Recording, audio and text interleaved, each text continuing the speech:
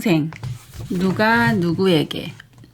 상생의 순리에 의해 살아가라고 하는데 어떻게 해야 상생이 되는지 가르침을 주십시오. 상생이란 내가 먼저 행할 때 스스로 이루어진다. 상생이라 말은 많이 쓰지만 하려고 하니 참 막연하지요. 상대의 뜻에 무조건 따라주면 상생인가? 밥을 갈라 먹으면 상생인가? 진정 상생이 무엇인지 모르니 상생을 하려고 해도 잘 되지 않는다. 상생이란 내가 먼저 행할 때 스스로 이루어진다. 부모 자식 간에도 부모가 자식에게 먼저 행하고 나면 후일 자식이 효를 하듯이 내가 상대에게 행하면 상대로부터 저절로 일어나는 것이 상생이다. 내 방법대로 끌고 가려는 것은 사생결단이다. 지금 사회 곳곳에서 상생하자, 동참하자, 화합하자 이런 소리들을 하고 있는데 분명히 상생의 원리이기는 하나 전부 자기 중심에 놓고 그런 소리를 한다. 그래서는 절대 상생이 이루어지지 않는다. 정확하게 용기를 내고 상대의 방법으로 들어갈 줄 알 때 상생은 스스로 이루어진다. 진정 친구를 위해, 남편을 위해, 부인을 위해 내가 살아갈 때 상대도 그런 마음이 우러나오게 된다. 즉 상대에게 진정 다하는 마음인가를 되짚어보며 살아갈 때 상생은 상대로부터 우러나오게 된다. 또한 상생은 나를 찾아오는 자에게 내가 하는 것이다. 이때 온다 함은 걸어오는 것이 아니라 말을 걸어오는 것도 뜻한다. 즉 상대가 먼저 나에게 다가오는 것을 말한다. 그 다가오는 것에 내가 덕행할 수 있는 길이 있다. 절대 오는 사람은 나에게 덕행을 하지 않는다. 나에게서 득을 보기 위해 오는 것이다. 그래서 나는 덕행할 수 있는 조건을 먼저 가지게 된다. 이때 내가 먼저 덕행을 해야만 상생은 이루어진다. 물질을 주는 것은 상생을 하기 위한 포석을 놓는 것으로 상대의 마음을 부드럽게 만드는 역할을 한다. 이때 물질을 주고 자세도 조금 낮춰주고 내가 말하고 싶은 것을 참고 상대에게 듣기 좋은 소리를 조금 해주는 것은 상대가 나를 믿게 하기 위함이다. 이것은 도운 것이 아니라 돕기 위해 그 밑작업을 하는 것이다. 다시 말해 돈을 준 것을 덕행으로 알고 도운 것인 줄 아는데 대가 없이 주었다 해도 그것은 아직까지 도운 것이 아니라 준 것만큼 나를 믿게 한 것이다. 상대로부터 신용이 쌓여 상대에게 바른 말을 해 주었을 때 상대가 받아 먹으면 이때 비로소 도운 것이 된다. 부부 사이에 있어서도 어떤 문제에 대해 부인이 자신의 생각이 바른 것이라고 생각하여 그 생각을 남편에게 전해 자신의 말을 듣게 하고 싶어 한다. 그래서 여보 이게 맞으니 이렇게 하세요 하고 말을 한다. 그런데 남편이 들었으되 잘 이해가 되지 않는 것이다. 그래서 그 말을 듣지 않고 밖에 나가 일을 저지르게 되어 결국 망하게 된다. 대자연의 원리로 보면 부인의 생각이 맞는 것은 분명하다. 그런데 남편이 부인의 말을 듣지 않아 망하게 된 것이다. 그러면 그 괴로움을 누가 받겠는가? 정확하게 부인이 받는다. 왜? 부인은 답을 알고 있었지만 주는 방법이 틀려 남편이 쓰지 못하게 되어 일어난 것이다. 지혜, 즉 답이 나왔지만 주는 방법을 개발하지 못한 것이다. 남편의 근기를 알지 못하고 그냥 이렇게 하라며 불쑥 말을 뱉어 남편이 이해하지 못하고 자기 생각대로 했기 때문에 어려워진 것이다. 주는 사람이 잘 줘야 된다.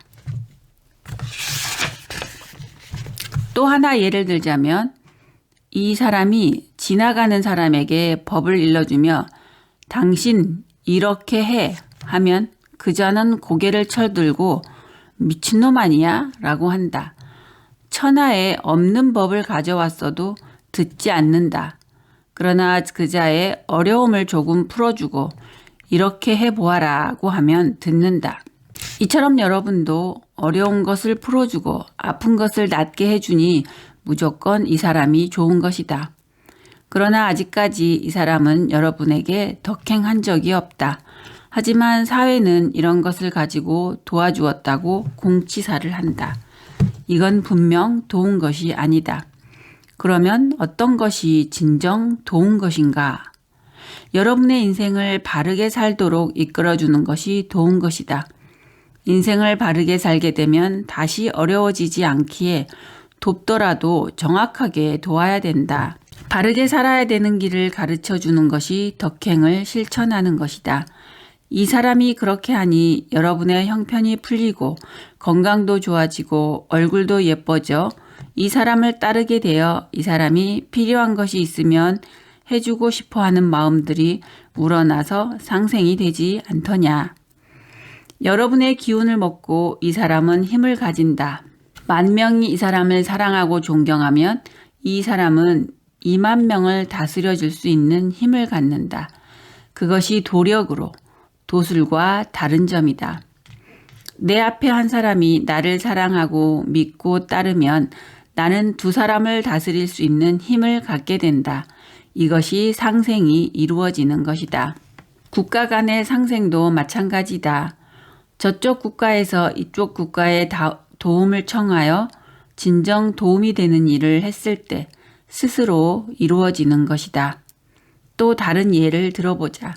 식당을 하면 손님이 온다. 이때 상생과 덕행을 할 수 있는 첫 번째 자격이 누구에게 있느냐? 물론 주인이다. 주인은 손님에게 밥을 주고 손님은 주인에게 돈을 준다.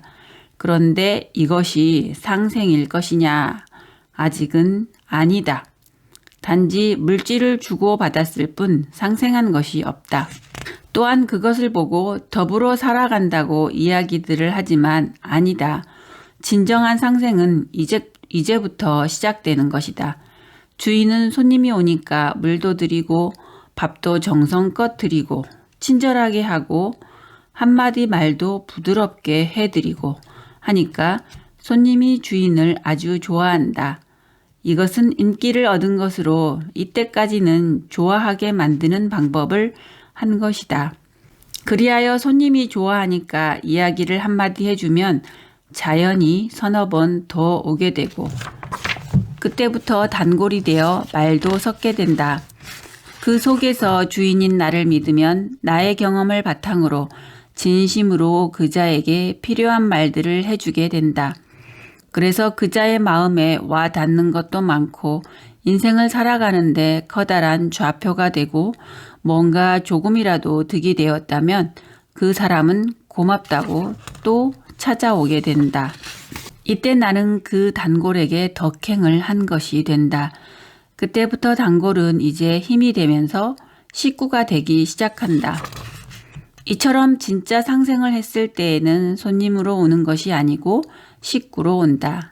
즉 조금씩 가깝게 가족으로 오기 시작한다.